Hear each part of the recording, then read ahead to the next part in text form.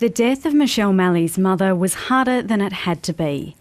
She says doctors ignored requests to let her die without unnecessary medical interventions. It took a lot of fighting from us to get that rather than have them poke and prod at her all the time. There were attempts to put in feeding tubes and perform other life-saving procedures. Ms Malley's experience isn't isolated. We also have reports that from families in particular that they don't feel that some medical professionals are listening to what they want in terms of their end-of-life care.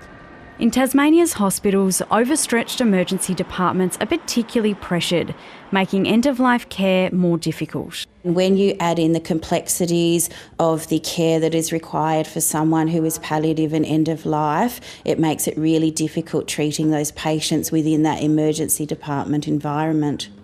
Francis Logan's father received end-of-life care in an ED earlier this year. She says while staff were great, the physical environment has limitations. Under ideal circumstances, once it's well recognised that the patient is at end of life, it would be ideal for them to be able to be in a room separated from the hubbub. Around 5,000 people die in emergency departments across the country each year.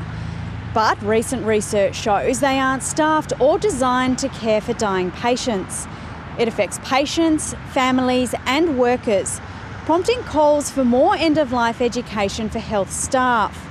Researchers recommend families have discussions around end-of-life plans and write an advanced care directive outlining their wishes.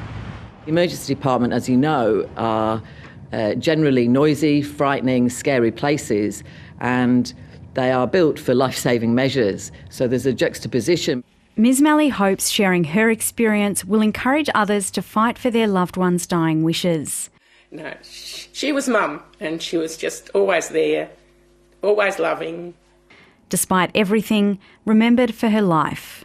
Pia Wersu, ABC News.